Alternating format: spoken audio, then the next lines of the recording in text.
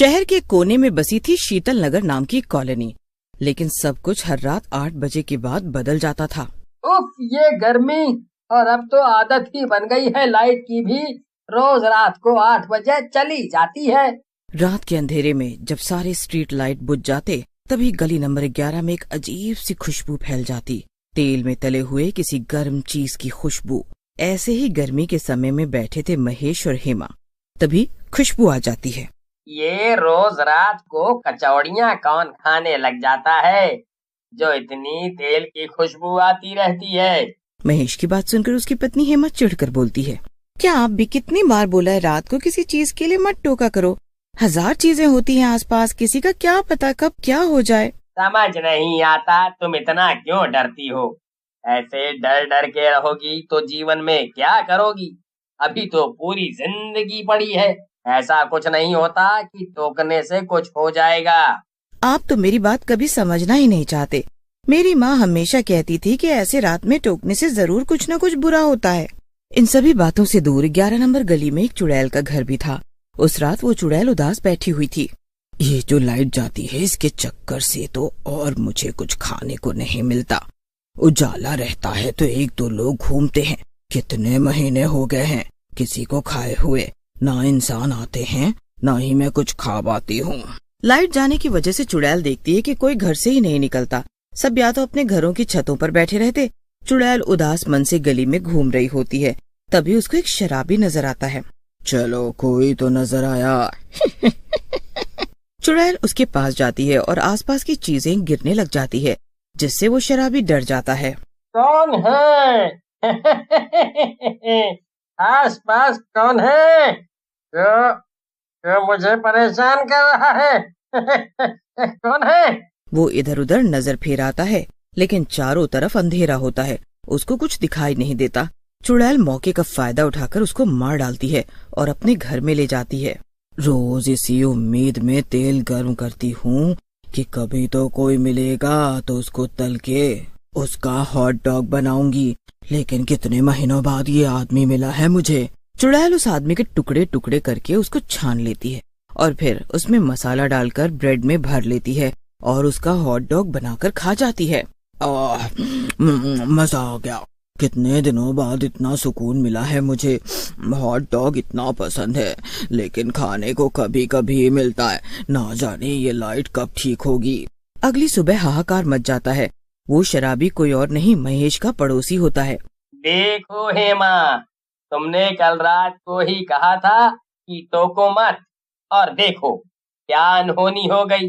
लेकिन मेरे साथ नहीं हुई है, किसी और के साथ हुई है। इन्हीं सब के डर की वजह से तो आपको मना करती हूँ, लेकिन आप मेरी बात सुनते ही कहाँ हैं। आपको तो बस अपनी ही करनी होती है। हेमा और महेश में एक बार फिर से तू मैं हो जाती है। कुछ ना कुछ उपाय तो सोचना ही पड़ेगा। खाना खाने का यहाँ ज्यादातर लोगों को पता है कि रात में भूत और चुड़ैल घूमते हैं, लेकिन एक कोशिश तो मैं कर ही लेती हूँ। क्या पता कोशिश काम आ जाए। यही सोचकर चुड़ैल एक काम शुरू कर देती है। वो गली नंबर 11 में एक पुराना छोले भटूरे का ठेला लगाकर बैठने लग जाती है। अब लोगों को गली में एक छोटी सी रोशनी भी दिखाई देती है। लगता है रात में किसी ने अपना बिजनेस स्टार्ट किया है। वो देखो, कोई छोले भटूरे बेच रहा है। छोले भटूरे तो पहले भी बेचते थे, फिर पता नहीं क्यों बंद कर दिया। अब अचानक ही शुरुआत हो गई है, तो चलो घूम कर आते हैं। विक्की और मोहित जब वहाँ आते हैं तो वहाँ कोई और ही है। अरे, ये तो धोखा हो गया। हमें लगा छोले भटूरे हैं, लेकिन ये तो हॉट डॉग बना रही है। अंधेरे में वैसे भी नींद नहीं आती बिना पंखे के, तो क्यों नहीं इसके हॉट डॉग ही खा लेते हैं। आप अंधेरे में हमें कुछ गलत तो नहीं खिला दोगी? कितने के हैं आपके हॉट डॉग? नहीं, जो होगा स्वादिष्ट होगा। गर्म है, नया है, खा लोगे तो भूल जाओगे सब। अच्छा, ऐसा क्या डालती हो आप अपने हॉट डॉग में जो बहुत टेस्टी होगा? और इतने अंधेरे में हॉट डॉग बनाने का क्या मतलब है? तुझे खाने से मतलब होना चाहिए ना। तू उनको काम करने दे, तू खाने पर ध्यान दे। ओके, हाँ लगा दो, खा ले। चुड़ैल अपने असली रूप में आ जाती है, जिसको देख मोहित और विकी की हवा गुल हो जाती है। चुड़ैल दोनों को पेड़ पर टांग देती है और फिर वहीं से फेंक देती है, जिससे दोनों मर जाते हैं। वे दोनों को घसीटते हुए अपने घर लेकर जाती है। अब आया ना मजा। अगर ऐसे ही मेरा ठेला चलने लग गया तब तो मुझे रोज हॉट डॉग खाने को मिलेगा। अब मुझे लगता है मुझे ये ठेला रोज लगाना पड़ेगा, तब जाकर ही मेरी भूख पूरी हो पाएगी, वरना ऐसे ही भूखे सोना पड़ेगा जैसे महीनों से सोती आ रही हूँ। 10 साल का रिंकू, जो रात को मोबाइल पर गेम खेलता रहता था, एक रात उस गली से गुजरा। आ गया एक और शिकार। रिंकू अपने फोन में इतना व्यस्त होता है कि वो आसपास देखता ही नहीं। चुड़ैल एकदम उसके सामने आ जाती है और धीरे से उसका फोन खींचकर कहती है, चलो बेटा, देखा तो जाए तुम्हारा मांस कितना स्वादिष्ट है। रिंकू बहुत डर जाता है, लेकिन डर कर वो करता भी क्या, चुड़ैल उसको भी मारकर उसका हॉट डॉग बनाकर खा जाती है। अगले दिन उसका मोबाइल, उसके चप्पल और एक जली हुई हॉट डॉग के टुकड़े उसके घर के बाहर मिलते हैं। लोगों की नजर में रिंकू गायब था। उन्होंने इस बारे में पता करने की कोशिश की, लेकिन वहाँ कोई सीसीटीवी नहीं था, चश्मदीद नहीं था। कुछ दिन तो केस चला, लेकिन फिर पुलिस ने केस बंद कर दिया और कहा, हाँ, वो लड़का अपनी मर्जी से कहीं गया होगा, आप लोग चिंता मत कीजिए, वो खुद ही वापस आ जाएगा। लेकिन गली नंबर 11 की रातों की घटनाएं और भी तेज हो गई थी। 5 दिन बाद वही खोखा खुला देखा गया। पास जाने की हिम्मत किसी की नहीं हुई, मगर दूर से बच्चों ने देखा एक पतली लंबी सी औरत, जिसके होंठ बेहद लाल और आंखें बिना पलक झपकाए एकटक देखती थी। हॉट डॉग तल रही थी और वो मुस्कुरा रही थी, और उसके हॉट डॉग में अजीब सी भूरी चटनी थी। बाकी बच्चे उसकी शक्ल ही देखते रह गए। चुड़ैल ने बबलू को देखा, एक मुस्कान भरी, आओ बेटा, खाओ, आओ ना। उसकी इतनी भयानक शक्ल देखकर बाकी बच्चे तो भाग गए और बबलू को फिर कभी नहीं देखा गया।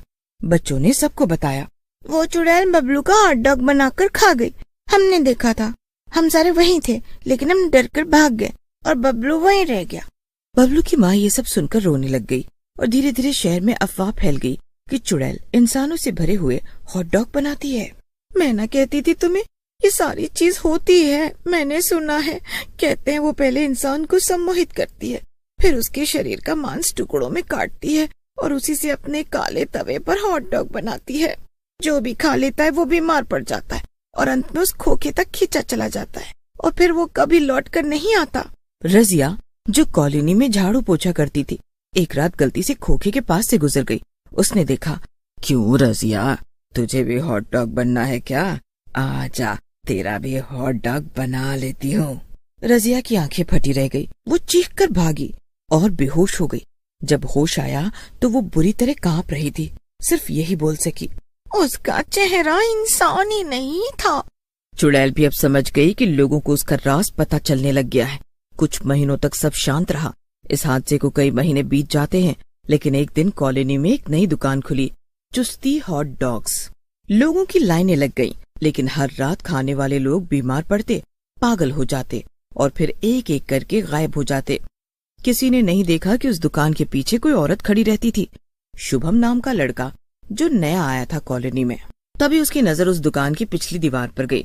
उसे हर रात वहाँ पर परछाई दिखती।